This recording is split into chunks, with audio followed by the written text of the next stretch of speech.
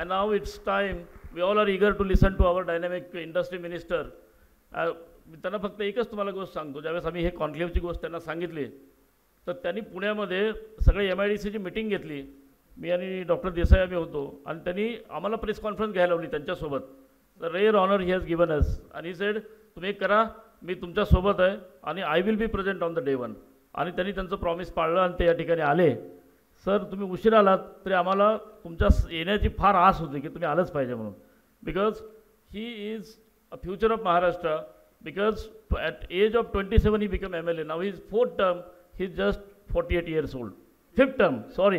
So we are honored, sir. Please, we request you to address us. Thank you very much.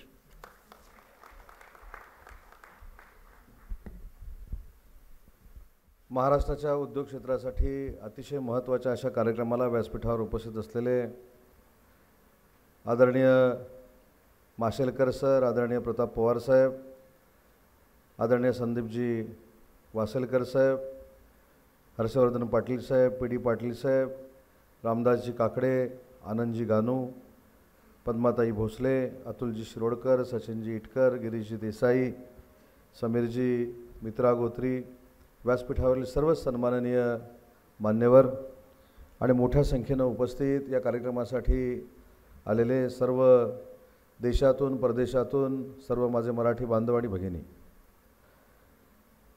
मी इथे उशिरा आलो याची 4 वेळा जाणीव मला सचिनजींनी करून दिली.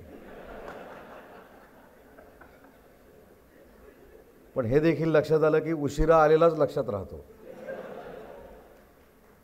सचिनजींनी आणि देसाई साहेबांनी ज्यावेळी मला सांगितलं की हा कार्यक्रम करायचा आहे आणि राज्याचे उद्योगमंत्री म्हणून आपण याची घोषणा करा, मी त्यांना प्रामाणिकपणानं सांगितलं कार्यक्रम तुम्ही करताय, कार्यक्रम एवढ्या चांगल्या पद्धतीनं करताय आणि त्याचं श्रेय फक्त मी आल्यामुळं मला कशाला, तर त्याची पत्रकार परिषद तुम्हीच घ्या असं आनंदजी मी त्यांना सांगितलं.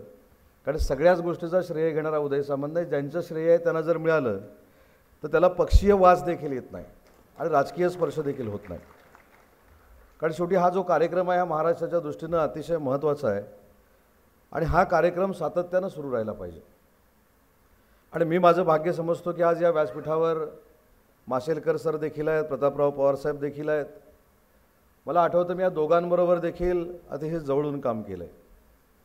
आपल्या सगळ्यांना माहीत असेल की महाराष्ट्रामध्ये न्यू एज्युकेशन पॉलिसी जी फॉर्म झाली, जी देशामध्ये पहिल्यांदा आणली, तर मी राज्याचा उच्च व तंत्रशिक्षण विभागाचा मंत्री होतो. ते भाग्य माझ्या नशिबी ज्या व्यक्तीमुळे आलं ते माशेलकर साहेब आज व्यासपीठावर आहेत. त्या कमिटीचे अध्यक्ष माशेलकर साहेब होते. आणि मगाशी म्हणून मी म्हटलं की श्रेय आम्ही घेत असतो. आज देशाच्या प्रत्येक राज्यामध्ये माशेलकर साहेबांच्या या न्यू एज्युकेशन पॉलिसीची रिफ्लिका तयार केली जाते आणि त्याचं सगळं श्रेय मग आम्ही घेतो. त्याच्यामुळे हे श्रेय सचिनजी मला नको म्हणून मी तुम्हाला पत्रकार परिषद घ्यायला सांगितली होती. तसं त्यांच्या बाजूला प्रतापराव पवारसाहेब बसले, त्यांच्याबरोबर देखील मी 2.5 वर्ष काम केलं. COEP नावाची जी संस्था आता एका मान्यवरांचा जो सत्कार झाला ते COEPची आहे, तसं मला माशेलकर साहेबांनी सांगितलं. ही COEPची संस्था ही महाराष्ट्र शासनाची नक्की आहे, परंतु ज्या पद्धतीनं ती देशपातळीवर चालते किंवा जगाच्या पातळीवर आशिया खंडाच्या पातळीवर त्या COEP कॉलेजचं जे नाव आदरानं घेतलं जातं, याचं कारण जसं शासन आहे त्याच्यापेक्षा जास्त कारण त्याच्यावर घेतलेले एफर्ट्स हे प्रतापराव पवार साहेबांनी हे देखील मला इथे सांगितलं पाहिजे. आणि या दोघांची नावं मी एवढ्यासाठीच घेतली की आपल्याला जेव्हा नवीन उद्योजक म्हणून काम करायचं असतं की नवीन उद्योगामध्ये काम करायचं असतं तर अभ्यास किती लागतो आणि चिकाटी किती लागते हे जर बघायचं असेल तर या दोघांकडनं शिकलं पाहिजे. आणि या सगळ्या कार्यक्रमामध्ये जे मला वैशिष्ट्य जाणवलं ते वैशिष्ट्य असं आहे की स्वतःचे उद्योगधंदे सुरू करत असताना कोणीही गॉडफादर नसताना महाराष्ट्रीयन म्हणून अतिशय चांगल्या पद्धतीचा तक आपण या उद्योग क्षेत्रामध्ये धरला आहे. मला आता माशेलकर साहेबांनी सांगितलं की NRMच्या बाबतीमध्ये काहीतरी उद्योग विभागामध्ये पॉलिसी घेतली पाहिजे. मी किती हुशार आहे बघा, मी श्रेय निम्मच घेतो. पण मी माशेलकर साहेबांना सांगितलं की तुम्ही मला जो काही ड्राफ्ट बनवून द्याल त्याची अंमलबजावणी उद्योग क्षेत्रामध्ये उद्योगमंत्री म्हणून माझ्याकडनं केली जाईल, म्हणजे श्रेय मलाच मिळालं. पण ही पॉलिसी कोणी तयार केली तर देशातल्या एका उत्तुंग अशा विद्वान माणसानं तयार केली, ही देखील इतिहासामध्ये नोंद होऊ शकते. आणि ही जर पॉलिसी महाराष्ट्र करू शकला तर देशातला उद्योग क्षेत्रातला महाराष्ट्र ही पॉलिसी करणारा पहिला महाराष्ट्र आहे. आणि म्हणून मला असं वाटतं की मगाशी जे गडकरी साहेबांनी सांगितलं, मी गानू साहेबांना अनेक वेळा असं सांगतो की ठीक आहे, उद्योग क्षेत्रामध्ये आम्ही दावोसला जातो, तिथं आम्ही रेड कार्पेट देतो, अल्ट्रा मेगा प्रोजेक्ट आम्ही आणतो, 5,000 कोटीची FDI आणतो, 10,000 कोटीची आणतो, 1,00,000 कोटीची आणतो. पण ज्यावेळी गर्जे महाराष्ट्राबरोबर मराठीबरोबर माझा MOU झाला, MOU सगळ्यांबरोबर होतात, पण मला असं वाटतं की देशाच्या पातळीवर गर्जे मराठीबरोबर MOU होऊ शकतो हे देखील महाराष्ट्रानं पहिल्यांदा दाखवलं. आणि हा MOU करण्यामागची भावना काय होती, तर आपला महाराष्ट्रातला माणूस जो परदेशामध्ये उद्योगधंद्यासाठी गेलेला आहे तो जर परत आला, त्याला जर परत आपण आणू शकलो आणि त्याचे उद्योगधंद्याचं एक्सपान्शन आपण महाराष्ट्रामध्ये करू शकलो तर त्याला देखील वेगळ्या पद्धतीचे बेनिफिट्स महाराष्ट्र सरकारनं देईल. याच्यामध्ये गर्जे मराठीनं पुढाकार घ्यावा, यासाठी गानू साहेबांबरोबर मी ऑलरेडी MOU करून ठेवला आहे. ज्यावेळी MOU केला होता त्यावेळी मला माहीत नव्हतं की पुन्हा एकदा उद्योगमंत्री होणार आहे, पण कदाचित तुमच्यावर MOU केल्यामुळे मी परत उद्योगमंत्री झालो असेल, तुमचा पायगुण चांगला आहे. पण गानूसाहेब, माझी आपल्याला विनंती आहे की आजचा हा कार्यक्रम झाला म्हणजे आपली जबाबदारी संपली नाही, तुमची पण नाही, माझी पण नाही. आज या सगळ्यांना आपल्याला जर खऱ्या अर्थानं, कारण आर्थिक ताकदीची कोणाला आवश्यकता नाही, त्यांना मॉरल सपोर्ट पाहिजे. तुम्ही आमच्याकडे द्या, या, आम्ही तुम्हाला लँड देतो, आम्ही तुम्हाला इन्सेंटिव्ह देतो, आम्ही तुम्हाला संरक्षण देतो. संरक्षण याचा अर्थ पोलिसांचं संरक्षण नाही, तुमचे उद्योगधंदे उभे करण्यासाठी ज्या काय अडीअडचणी येतात त्याचं आम्ही तुम्हाला संरक्षण देतो. आणि त्याच्यासाठी मैत्री कायदा जो आम्ही आणला आहे उद्योग विभागामध्ये, ती त्याची एक उद्योजकांना प्रचिती देखील आली. त्याचं एक साधं उदाहरण सांगतो की आपण गडचिरोलीकडे बघताना, गडचिरोली हा जिल्हा नक्षलवादी जिल्हा आहे असं कायमस्वरूपी म्हणत आलो. पण पाटील साहेब, मागच्या वेळी मी असं सांगितलं होतं की 1 वर्षानं गडचिरोली जिल्हा हा नक्षलवादी जिल्हा नाही तर गडचिरोली जिल्हा ही उद्योग नगरी आहे असं ऐकण्याचं आणि बघण्याचं भाग्य तुमच्या नशीब येईल. त्या दिशेनं आता गडचिरोली जिल्हा मार्गक्रमण करतोय. याचं कारण मैत्री कायदा आहे. लॉईड्स नावाची कंपनी ज्यावेळी गडचिरोलीमध्ये धाडस करून आली आणि आम्हाला तिथे स्टील इंडस्ट्री टाकायची हे ज्यावेळी सांगितलं, तर मी 8 दिवसामध्ये मैत्री कायद्याच्याद्वारे 1,000 एकर जमीन आम्ही गडचिरोलीला दिली. त्या प्रोजेक्टचं इन्फ्रास्ट्रक्चर देखील आता तयार होतं. आणि गडचिरोलीमध्ये बंदुका टाकून हाताला रोजगार देण्याचं काम आमच्या सरकारनं केलं. आणि त्या सरकारमध्ये मी उद्योगमंत्री आहे, याचा सार्थ अभिमान माझ्यासारख्या कार्यकर्त्याला आहे. आणि मग जर हे गडचिरोलीमध्ये घडू शकतं तर ते पुण्यामध्ये का घडू शकत नाही, मुंबईमध्ये का घडू शकत नाही, चाकणमध्ये का घडू शकत नाही, तळेगावमध्ये का घडू शकत नाही. हे मिशन घेऊन जर आपण आज कामाला लागलो तर परदेशातले उद्योजक तर आपल्याकडे येतीलच, पण आपला जो उद्योजक आहे तो देखील त्यांच्या क्षेत्रामध्ये एक्सपान्शन करेल आणि अतिशय चांगल्या पद्धतीची बेरोजगारी दूर होण्यामध्ये आम्ही सगळे कारणीभूत ठरू. यासाठी या कार्यक्रमाला अनन्यसाधारण असं महत्त्व आहे. मी एक साधं उदाहरण आणि आम्ही जो प्रयोग केला की महाराष्ट्रामध्ये जे एक्सपान्शन होतात, जी स्थानिक इंडस्ट्रीजची आहेत, मग ते 5 कोटीचं असू दे, 10 कोटीचं असू दे, 100 कोटीचं असू दे, ज्याचा उल्लेख मी दावोसचा केला की आम्ही तिथे जाऊन रेड कार्पेट देतो. तर एक्सपान्शन करणाऱ्या महाराष्ट्रातल्या उद्योजकाला देखील रेड कार्पेट पाहिजे, ही भूमिका मागच्या वर्षी आम्ही अंमलात आणली. 1 वर्ष जिल्हा स्तरावर आम्ही रेड कार्पेट दिलं. त्याची प्रचिती अशी आली की 1 वर्षामध्ये 96,000 कोटीचं एक्सपान्शन इथल्या स्थानिक उद्योजकांनी महाराष्ट्रामध्ये केलं. ही प्रचिती त्या कार्यक्रमातून आली. आणि म्हणून हे कार्यक्रम कायम सुरू राहिले पाहिजे. परदेशातल्या लोकांचं मार्गदर्शन असलं पाहिजे. परदेशामध्ये देखील महाराष्ट्रातली अनेक लोक आज दिग्गज पदांवर कामं करत आहेत, त्यांचं मार्गदर्शन आपल्याला लाभलं पाहिजे. या सगळ्यांचं मार्गदर्शन घेऊन महाराष्ट्र उद्योजिकदृष्ट्या सुदृढ जर करायचं असेल तर असे कार्यक्रम वारंवार होणं आवश्यक आहे. मी राजकीय बोलत नाही, परंतु आपल्याला आठवत असेल की मागच्या 2.5 वर्षामध्ये महाराष्ट्राच्या उद्योग क्षेत्राची बदनामी करण्याचं काम काही लोकांनी केलं.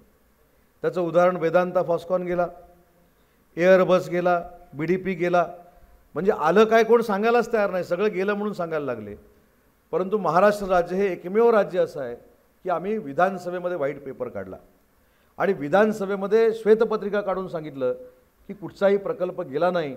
उलट डावोसमध्ये आजपर्यंतच्या इतिहासात 2 वर्षात 5 लाख कोटीचे आम्ही MOU केले आणि त्याच्यातली 78% आम्ही अंमलबजावणी केली.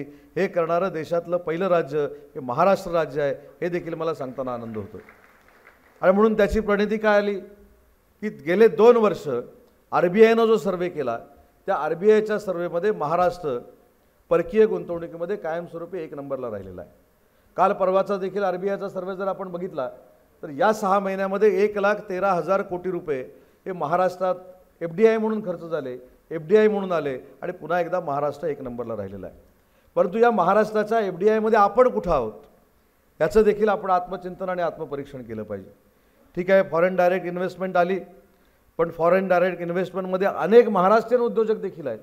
सुनील जोशींसारखा गडचिरोलीमध्ये स्टील इंडस्ट्रीमध्ये काम करणारा एक उद्योजक आहे, तो देखील फॉरेन इन्व्हेस्टमेंटबरोबर पार्टनरशिप करून स्टील इंडस्ट्री त्या ठिकाणी आणतोय.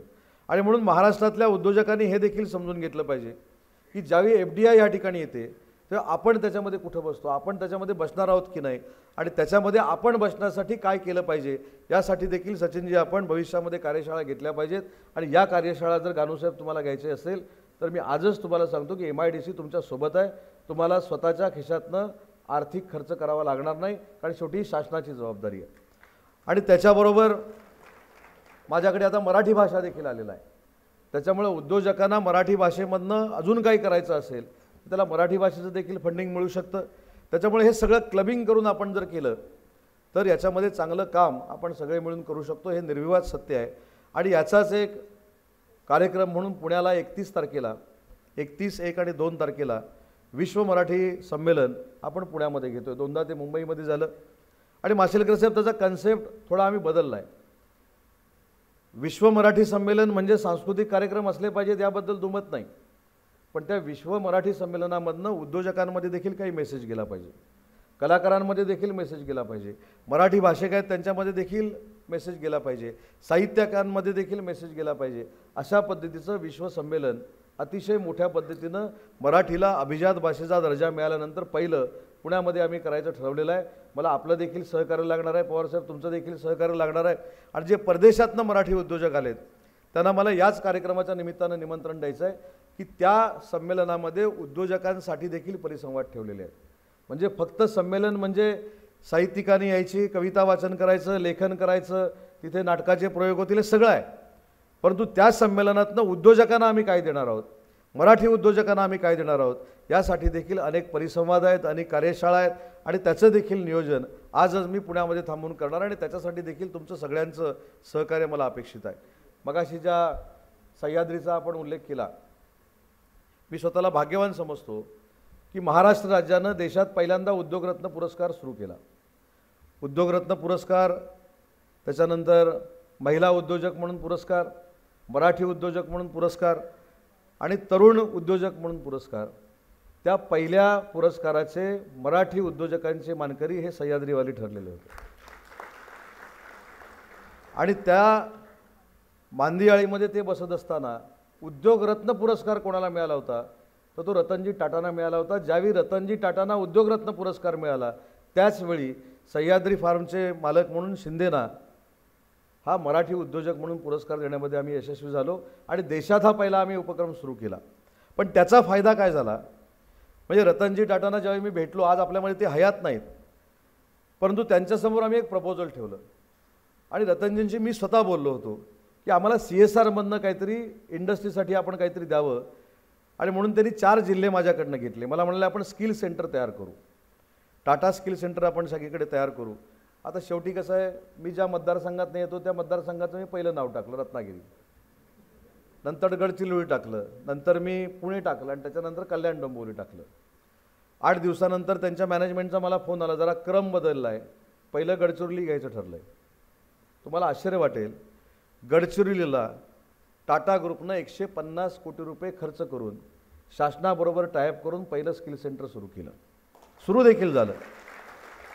मी म्हटलं आमचा क्लेम गेला 150 कोटी, कारण आमचा आवाका तेवढाच, आम्ही सगळे मिळून 150 कोटी बघत होतो. ते स्किल सेंटर सुरू झाल्यानंतर पुन्हा मॅनेजमेंटचा फोन आला की आता 10 कोटी रुपये वाढलेले आहेत, 160 कोटी रुपये रत्नागिरीसाठी देण्याचा निर्णय झालेला आहे. टाटा स्किल सेंटर आता रत्नागिरीमध्ये देखील करण्याचा निर्णय झाला. आज रत्नागिरीमध्ये देखील देशातलं सगळ्यात चांगलं टाटा स्किल सेंटरचं बांधकाम आणि इन्फ्रास्ट्रक्चर सुरू झालं आहे. आणि पुढच्या 8 दिवसामध्ये परत फोन आला की पुण्यामध्ये देखील आणि कल्याण डोंबिवलीमध्ये देखील 150 कोटी रुपये CSRमधनं द्यायचे ठरलेले आहेत. अशा पद्धतीनं शासनाच्या उपक्रमाला रतन टाटानी 600 कोटी रुपये दिले आणि आज या स्किल सेंटरमधनं 5000 विद्यार्थी तयार होणार आहेत. मला विनंती आपल्या सगळ्यांना करायची आहे की स्किल सेंटर तयार होतील, पण त्याच्यातनं बाहेर पडणारं जे प्रॉडक्ट आहे ते कुठच्या पद्धतीचं असलं पाहिजे, ते इंडस्ट्रीला पोषक असलं पाहिजे, कुठच्या इंडस्ट्रीमध्ये कुठचे रोजगार उपलब्ध होणार आहेत याचे देखील लिस्टिंग सचिनजी भविष्यामध्ये आपण जर केलं नाही तर ही स्किल सेंटर चालतील की नाही याच्याबद्दल देखील शंका आहे. कारण हुंदाईचा आपण या ठिकाणी उल्लेख केला. हुंदाई चेन्नईला जाणार, इकडे जाणार तिकडे जाणार म्हणून फार मोठी बोंबाबोंब झाली. पण ज्यावेळी साऊथ कोरियाला आम्ही गेलो, आम्ही 2 दिवस काढून गेलो होतो आणि 2 दिवस एवढ्यासाठीच काढली होती कारण चेन्नईला चाललेला प्रोजेक्ट त्यांना पटवून त्यांना कन्व्हिन्स करून पुन्हा एकदा महाराष्ट्रामध्ये आणायचा होता म्हणून आम्ही 2 दिवस ठरले. पण आमची मीटिंग 1 तासातच संपली. 1 तासातच हुंदाईच्या मॅनेजमेंटनं सांगितले की आम्ही पुण्यामध्ये येतो. साहेब मी राजकीय सांगत नाही, पण त्या ठिकाणी मॅनेजमेंटनं काय सांगितलं ते तुम्हाला मी सांगतो. मी होतो, आमचे सगळे IAS ऑफिसर होते, आमच्याबरोबर दुभाषिक आम्ही नेलेले होते त्यांच्याबरोबर बोलायला. 1 तासामध्ये त्यांनी मीटिंग संपवली आणि 1 तासानंतर त्यांनी आम्हाला सांगितलं की महाराष्ट्रामध्ये उद्योगाला पोषक वातावरण नसल्यामुळं हुंदाई चेन्नईला निघालेली होती, परंतु आता नरेंद्र मोदी साहेबांच्या नेतृत्वाखाली पुन्हा एकदा महाराष्ट्रामध्ये उद्योजकांना पोषक असं वातावरण तयार झालं आहे. आम्ही 4000 कोटी रुपये घेऊन येणार होतो, आता आम्ही 4000 नाही, मी 7000 कोटी रुपये घेऊन येतो आहे आणि बरोबर इकोसिस्टीम देखील घेऊन येतो आहे. हे आम्हाला साऊथ कोरियामध्ये 1 तासात सांगण्यात आलं. त्याच्यामुळे मला असं वाटतं की केंद्र सरकार देखील उद्योजकांना ताकद देतं आहे, महाराष्ट्र सरकार देखील उद्योजकांना ताकद देतं आहे. ज्या काही कॅबिनेट सब कमिट्या असतात तर ते मुख्यमंत्री उपमुख्यमंत्री महिन्याभरानं देखील घेतात. ज्या कॅबिनेट सब कमिट्या 18 महिने होत नव्हत्या त्या आता 2 महिने 1 महिने 3 महिन्यानंतर होतात. याचा अर्थ आम्हाला उद्योजक पाहिजेत आणि उद्योजक आल्यानंतर आम्हाला बेरोजगारी दूर करायची आहे. यासाठी आपण सगळ्यांनी पुढाकार घ्यावा, हीच उद्योगमंत्री म्हणून मला आपल्याला विनंती करायची आहे. कारण ज्यावेळी उद्योग येतो त्यावेळी बेरोजगारी तर दूर होतेच, परंतु ते मार्केट देखील चालतं. आपल्याला आठवत असेल की निवडणुकीच्या अगोदर मुख्यमंत्री माझी लाडकी बहीण योजना आम्ही फॉर्म केली आणि ते महिलांपर्यंत पैसे पोचले 1500 रुपये.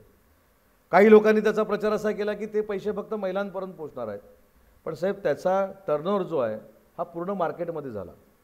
तुम्ही त्यानंतर झालेले सण जर बघितले आणि व्यापाऱ्यांकडे असलेली गर्दी जर बघितली तर मला असं वाटतं की जो आता सचिनजींनी $1 ट्रिलियन मुद्दा काढला याच्यामध्ये या गोष्टी देखील इन्क्लूड आहेत. कारण जोपर्यंत आपला टर्नओव्हर होत नाही, आपली बॅलन्स शीट स्टेटची टॅली होत नाही, तोपर्यंत आपण 1 ट्रिलियनपर्यंत जाऊ शकत नाही आणि त्याच्यामध्ये उद्योग विभागाचा हा फार मोठा सिंहाचा वाटा असणार आहे हे देखील मला माहिती आहे. आणि म्हणून आता 2 महिन्यामध्ये अजून एक सिस्टीम आम्ही काढतो आहे, ट्रॅकिंग सिस्टीम. म्हणजे उद्योजकांची अशी एक शंका असते की फाईल माझ्याकडे आली, मी त्याच्यावर कार्यवाही करा म्हणून लिहितो, मग ती डेस्क ऑफिसला जाते, मग परत ती इकडे जाते तिकडे जाते आणि ती फाईल हल्ली कुठं जाते हे कळत नाही. म्हणून आम्ही एक डॅशबोर्ड बनवतो आहे. 2 महिन्यामध्ये ते आमचं काम पूर्ण होईल. MSME देखील उद्योजकांना जर फाईल आमच्याकडे सबमिट केली तर ती फाईल आता ट्रॅक होणार आहे.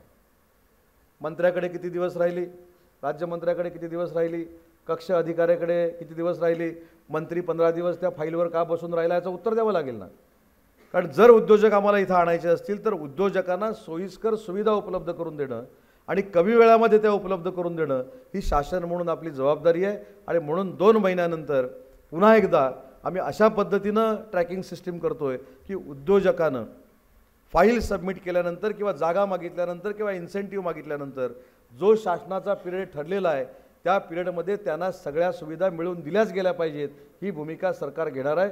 आणि तशा पद्धतीनं भविष्यात कुठच्याही उद्योजकांना त्रास होणार नाही ही भूमिका देखील सरकार म्हणून आमची राहणार आहे. त्याच्यामुळे अजिबात चिंता करण्याची आवश्यकता नाही, तुम्हाला पण नाही आणि आम्हाला पण नाही. कारण आम्ही आता 237 आलो, त्याच्यामुळे डळमळीत काय कारणच नाही. त्याच्यामुळे आमची चिंता तुम्ही मिटवून टाकलेली, आता तुम्हाला पण चिंता करण्याची आवश्यकता नाही. कारण ज्या पद्धतीनं स्थिर सरकार पाहिजे ते स्थिर सरकार आता महायुतीचं महाराष्ट्रामध्ये आलेलं आहे. त्याच्यामुळे आता प्रायोरिटी तुम्ही आमच्यावर विश्वास टाकला आहे आणि तुम्ही आमच्यावर टाकलेला विश्वास हा सार्थकी लावणं हे आमच्या सरकारचं आणि माझ्या उद्योग विभागाचं काम आहे आणि ते आम्ही व्यवस्थितरित्या पार पाडू हा शब्द देण्यासाठी खरं तर आज या कार्यक्रमाला मी उपस्थित आहे.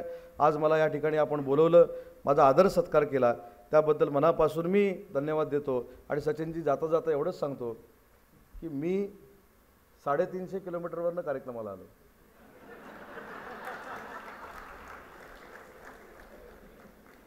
काहींनी तुम्हाला हे पण सांगितलं असतं मी 350 किलोमीटरवर कसं येऊ शकतो, माझी पाठ दुखेल, माझा हात दुखेल, रस्ता खराब आहे. आता कोल्हापूर रस्त्याचं पाटील साहेब काम सुरू आहे, तिथे खड्डे भरपूर आहेत, मग मी येऊ शकत नाही. पण तसं काय मी सांगितलं नाही. उशिरा जरी आलो तरी 350 किलोमीटरचा प्रवास करून तुमच्यासाठी आलो आहे, ह्याची नोंद आपण घ्यावी. आणि भविष्यामध्ये उशिरा आलेल्याची जरी आठवण राहत असली तरी वेळेवर येईन हा शब्द देतो आणि माझं मनोगत संपवतो. जय हिंद, जय Maharashtra. Thank you, sir. We are very, very confident under your leadership. Maharashtra has a great future ahead. Thank you so much, sir. We will submit your detailed report to you.